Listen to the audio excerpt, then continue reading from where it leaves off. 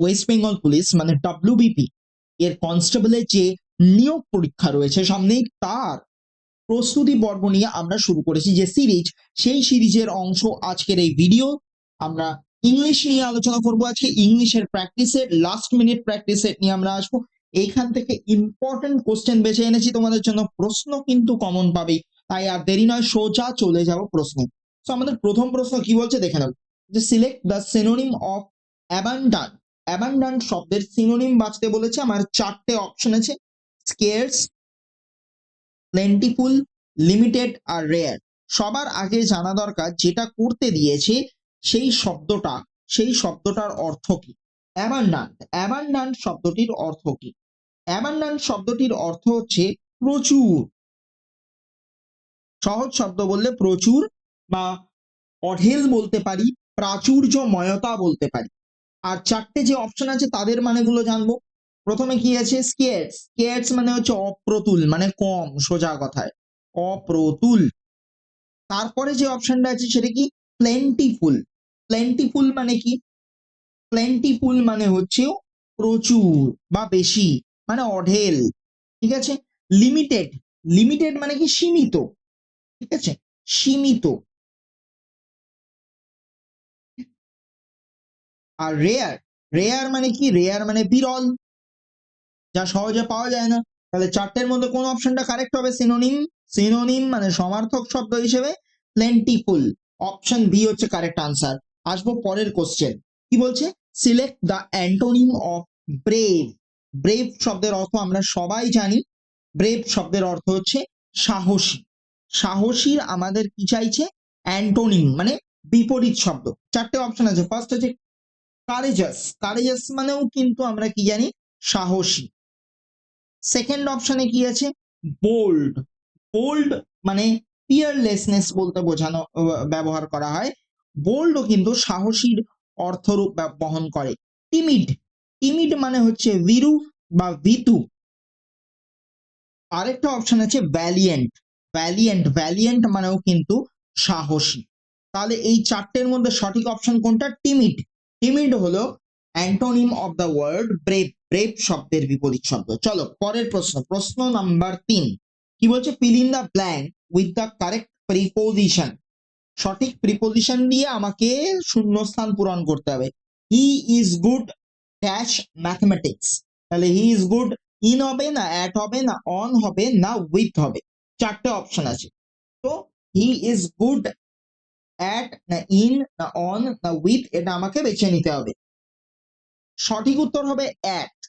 At হচ্ছে সঠিক উত্তর। He is good at mathematics. তো বাকিগুলো হলো না কেন? বিশেষত কোনো সাবজেক্ট, কোনো বিষয় দক্ষতা বা পারদর্শিতা বোঝাতে গুড অ্যাট শব্দটা ব্যবহার করা হয়। গুড ইন বা অন বা উইথ এই শব্দগুলো আসে না। ইন কোথায়? কোন স্থান এর ক্ষেত্রে। আমি যদি বলতাম he is good in school, in his school, তখন আমার ইন শব্দটা আসতো। অন বলতে কোনো জায়গার উপরিভাগ বোঝাতে ব্যবহার করা হয়। উইথ মানে কারোর সঙ্গে বা কোনো উপকরণের সাথে বোঝাতে গেলে আমরা সেটা বলতাম। যেমন আমি বলতে পারি রাইট উইথ আ পেন, ঠিক আছে, রাইট ইউজিং আ পেন, যেটা বলি আমরা কোনো একটা কলম দিয়ে লিখছি, সেটাকে রাইট উইথ আ পেন বলতে পারি। আরেকটা খুব মজাদার জিনিস আছে, যে এই যে প্রিপোজিশন গুলো, প্রত্যেকটা প্রিপোজিশনের ঠিকঠাক ভাবনা যদি আমাদের থাকে, আমরা ঠিকঠাকটা ঠিক শূন্য স্থানে বসাতে পারবো। তো চলো দেখে নি নেক্সট যে কোশ্চেন। নেক্সট কোশ্চেনে কি বলছে আমাদের, choose the correct sentence structure. চারটে সেন্টেন্স আছে, তার মধ্যে সঠিক কোনটা সেটা আমাকে বেছে নিতে হবে। So he is, sorry, he to school goes every day, first option. Second option, every day to school he goes. Third option, he goes to school every day.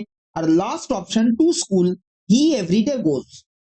আমরা একটা ইংরেজির সেন্টেন্সের কনস্ট্রাকশন, যে বাক্যের যে গঠন, সেই গঠনের টেকনিক কি জানি। খুব ভেরি বেসিক যে ব্যাপারটা, সেটা হলো subject plus verb plus object. এটাকে আমরা ব্যবহার করি। সো এই যে জিনিসটা ব্যবহার করি সেইটা এখানেও ইউজ করতে হবে। হ্যাঁ, আর খুব বেশি হলে এখানে আমার কি আসছে, সাবজেক্ট হচ্ছে হি, সো হি আমার সবার আগে চলে এলো। তারপরে যাওয়া, যাওয়াটা হচ্ছে আমার ভার্ব, যাওয়াটা এখানে কাজ, হি গোজ টু স্কুল, মানে এখানে স্কুলটা হচ্ছে অবজেক্ট, সেই জন্য আমি গোজটা বসিয়েছি, টু স্কুল তারপরে বসেছে এভরিডে, মানে যে সময়টার কথা বোঝানো হচ্ছে, যে সময়ে কাজটা করার কথা বলা হচ্ছে সেটা লাস্টে চলে যায়। So he goes to school everyday, এটা হচ্ছে আমার correct structure of the sentence. বাকিগুলো subject plus verb plus object এই ফরম্যাটে নেই, তাই সেগুলো কিন্তু বাদ চলে গেল। এবারে আসছি আমরা পরের কোয়েশ্চেন নাম্বার 5। শুধুমাত্র ইংলিশ নয়, তোমাদের ডাব্লিউবিপির কিন্তু প্রত্যেকটা টপিকে সিরিজ চলছে, ফুল প্র্যাকটিস, একদিনে ফুল প্র্যাকটিস, সকাল 8টা, দুপুর 12টা, বিকেল 4টে আর রাত্রি 8টা, 4টে তোমাদের কনসেপ্ট, ইংলিশ, জিকে, ম্যাথামেটিক্স আর রিজনিং, 4টেরই কিন্তু ভিডিও আসছে রবিবার করে। তাই তোমরা এখান থেকে প্র্যাকটিস সেট গুলো দেখো, প্রত্যেক রবিবারে ডাব্লিউবিপির প্র্যাকটিস সেট আসছে। আর আমাদের কিন্তু চ্যানেলে ডাব্লিউবি এসএসসির প্রিপারেশন চলছে, আপার প্রাইমারি প্রিপারেশন, প্রচুর প্রচুর ভালো ভালো প্রিপারেশন করানো হচ্ছে, তাই আমাদের চ্যানেলের সাথে থাকো। চলো দেখো এই প্রশ্নটা কি বলছি, আমরা বলছি change the voice from active to passive. Active ভয়েসকে প্যাসিভ ভয়েসে নিয়ে যেতে হবে। কি, হি রাইটস এ লেটার, এটা আছে, এটাকে আমাকে কি করতে হবে, ভয়েস চেঞ্জ করতে হবে। সো ভয়েস চেঞ্জে যাওয়ার ক্ষেত্রে আমার নিয়মটা কি হয়, আমার নিয়মটা হয় object plus is am are, যেটা হবে সেটা, প্লাস V3, মানে ভার্বের past participle form, plus by, plus subject. এটা হচ্ছে জেনারেল রুল। সেটাতে যদি যাই, কি বলছে, হি রাইটস আ লেটার, তাহলে হিটা এখানে সাবজেক্ট, রাইটসটা হলো ভার্ব, আর লেটার, এ লেটারটা হচ্ছে অবজেক্ট। তাহলে এখানে আমরা কি করব, অবজেক্ট প্রথমে আসবে, মানে এ লেটারটা আমার সবার আগে আসবে। তো 4টে অপশনের 4টের প্রথমেই এ লেটারই আছে। এবারে বলছে আমার কি আসবে, এবারে আসবে এম, ইজ, আর, যে কোনো একটা। এ লেটারের সাথে তো এম হয় না, ও বাদ চলে গেল, একটাই লেটার আছে, তাহলে আরও হবে না, বাদ চলে গেল, তাহলে ইজ তো হতেই হবে, প্রেজেন্ট টেন্স, তাই ওয়াজ হওয়ারও কোনো প্রশ্ন নেই, তাহলে ইজ হতে পারে। তার মানে আমার কাছে পড়ে রইল কি, পড়ে রইল অপশন এ আর অপশন বি, এই দুটোর মধ্যে যে কোনো একজন কারেক্ট। এবার আমাকে বেছে নিতে হবে যে এই দুজনের মধ্যে কে কারেক্ট। আচ্ছা, এম ইজ আর এর পরে কার বসার কথা, V3, ভার্বের পাস্ট পার্টিসিপাল ফর্ম, সেটা কি আছে, রাইট এর ক্ষেত্রে কি হয়, রাইট, রোট, রিটেন, তাহলে এখানে কি বসবে, written. So a letter is written by him, তাহলে এখানে অপশন বি হয়ে গেল কারেক্ট আনসার। যাবো আমরা নেক্সট কোয়েশ্চেন নাম্বার 6। কি বলছে, choose the correct idiom phrase for the underline part. তাহলে একটা বাক্য দেখো নিচে দেওয়া আছে, সেই বাক্যের জন্য সঠিক ফ্রেজ কোনটা ব্যবহার করা যায় সেটা আমাকে দেখতে হবে। তো সবার আগে দেখি বাক্যটা কি দিয়েছে, হি is a person who is disliked by everyone, এমন একটা সবাই অপছন্দ করছে, ঠিক আছে, যাকে বলতে পারো তাকে অপছন্দ করে, বা যাকে বলতে পারো সমাজের ক্ষেত্রে কলঙ্ক হিসেবে ভাবা হয়, এই ধরনের ক্ষেত্রে। এবারে আমরা একটু দেখি যে আমাদের কাছে যে 4টে ইডিয়ম বা ফ্রেজ দিয়েছে তারা কি কি আছে। একটা আছে ব্ল্যাক শিপ, একটা আছে ব্লু ব্লাড, একটা আছে রেড হিয়ারিং, আর একটা আছে হোয়াইট এলিফ্যান্ট। এর মধ্যে হোয়াইট এলিফ্যান্ট মানে কি, হোয়াইট এলিফ্যান্ট মানে অকারণে বোঝা, অকারণে বোঝা। তার উপরে কি আছে, রেড হিয়ারিং, রেড হিয়ারিং মানে কি, রেড হিয়ারিং মানে সোজা কথা বিভ্রান্ত করা, কোনো বিষয় থেকে বিভ্রান্ত করা, সেটা হলো রেড হিয়ারিং। ব্লু ব্লাড মানে কি, ব্লু ব্লাড মানে অভিজাত, অভিজাত সম্প্রদায়ভুক্ত বা অভিজাত, সোজা কথায় অভিজাত বা অভিজাত সম্প্রদায়ভুক্ত, তাদেরকে ব্লু ব্লাড বলে। আর ব্ল্যাক শিপ, ব্ল্যাক শিপ কারা, সোজা বাংলায় উত্তর দিলে কুলাঙ্গার, তাদেরকে বলে ব্ল্যাক শিপ। তাহলে এখানে মানেটা দাঁড়াচ্ছে, লিখে রাখলাম, সঠিক উত্তরটি হচ্ছে option a, black sheep. He is a black sheep. Next problem, next question number 7 হচ্ছে change the speech from direct to indirect. তার মানে সোজা কথায় ন্যারেশন চেঞ্জ করতে হবে। কি দিয়েছে? He said I am busy, said I am busy. তাহলে এটা কি করতে হবে? আমাকে এটা ন্যারেশন চেঞ্জ করতে হবে। তাহলে আমি কি করব? রিপোর্টিং ভার্ব কে এখানে? রিপোর্টিং ভার্ব হচ্ছে সেড, রিপোর্ট করছে পুরো ব্যাপারটা। এটা কিসে আছে? পাস্ট টেন্স না প্রেজেন্ট টেন্স? এটা আছে পাস্ট টেন্সে। তো এটা যেহেতু পাস্ট টেন্সে আছে, তাহলে রিপোর্টিং স্পিচ যেটা, মানে এটা রিপোর্টিং স্পিচ, সেই রিপোর্টিং স্পিচে যে টেন্সটা আছে সেটাও চেঞ্জ হয়ে যাবে, সেটাও আমার প্রেজেন্টে আছে। তাহলে আমি যখন ইনডাইরেক্ট ন্যারেশনে যাব তখন ওটাও পাস্ট টেন্সে চলে যাবে। এবার রিপোর্টিং স্পিচের মধ্যে যে ভার্বটা আছে সেটা কি আছে? অ্যাম, আই অ্যাম, তাকে আমায় চেঞ্জ করতে হবে। তো তাহলে এখানে আমার সঠিক উত্তরটি কি হবে? He said that, he said that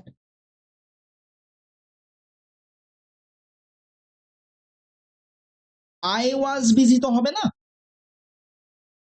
সে বলেছিল আমি ব্যস্ত আছি। এরকম কথা আমরা কেউ বলি না, আমরা বলি সে বলেছিল সে ব্যস্ত ছিল। তার মানে কি হবে?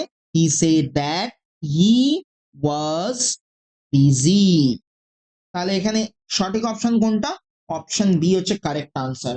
তোমরা এই পুরো ক্লাসের পিডিএফ নোটসটা কিন্তু পেয়ে যাবে আমাদের টেলিগ্রাম চ্যানেলে। টেলিগ্রামে গিয়ে লেখো স্ট্যাটিক গুরুকুল, সার্চ করো, পেয়ে যাবে আমাদের চ্যানেল, জয়েন হয়ে যাও। প্রত্যেকটা ক্লাসের পিডিএফ নোটস কিন্তু সেখানে আছে। তো চলো পরের কোশ্চেন কি বলছে? প্রবলেম নাম্বার 8, কোশ্চেন নাম্বার 8 বলছে find the correctly spelled word. চারটে অপশন আছে, মানে গ্রামার বানান কি সেইটা জানতে চাওয়া আছে। গ্রামারের সঠিক বানানটা কি? গ্রামারের সঠিক বানান হচ্ছে GRAMMAR, গ্রামার। এখানে অপশন সি তে আছে, তো অপশন সি হয়ে যাচ্ছে আমার কারেক্ট আনসার। নেক্সট হচ্ছে ওয়ান ওয়ার্ড সাবস্টিটিউশন, এক কথায় প্রকাশ করতে হবে। কি বলছে? A person who loves his country, একজন মানুষ যে তার দেশকে ভালোবাসে। এটা নিচের কোন শব্দ দিয়ে আমি প্রকাশ করতে পারবো? চারটে অপশন আছে আমার কাছে, ট্রেইটার, প্যাট্রিয়ট, কনস্পিরেটর আর রেবেল। চারটে অপশন। তো ট্রেটার মানে কি? ট্রেটার মানে হচ্ছে বিশ্বাসঘাতক। প্যাট্রিয়ট মানে কি? প্যাট্রিয়ট মানে হচ্ছে বিপ্লবী, বা আরো ভালোভাবে বললে দেশপ্রেমিক। তারপরে কি আছে? কনস্পিরেটর, মানে আমরা বলি না কনস্পিরেসি করছে, মানে সমালোচনা করছে, তার মানে কি? সমালোচক। আর রেবেল, রেবেল মানে কি? রেবেল মানে হচ্ছে, রেবেল মানে হচ্ছে বিদ্রোহী, বিদ্রোহী। তাহলে এর মধ্যে সব থেকে বেস্ট অপশন কোনটা আসছে আমার? Patriot. A person who loves his country হয়ে যাচ্ছে প্যাট্রিয়ট বা দেশপ্রেমী। তোমরা যদি ডাব্লিউবিপি কনস্টেবলের মক টেস্ট দিতে চাও, মাত্র 99 টাকা কিন্তু 20টার বেশি ফুল মক টেস্ট আছে। সো এক্ষুনি কন্ট্যাক্ট করো আমাদের হোয়াটসঅ্যাপ নাম্বারে, নিচে স্ক্রিনে হোয়াটসঅ্যাপ নাম্বার দেওয়া আছে, সো সেখানে যোগাযোগ করো। এবারে আসছে একটা কোয়েশ্চেন, বলছে read the passage and answer the question. বলছে the sun is the star at the centre of the solar system.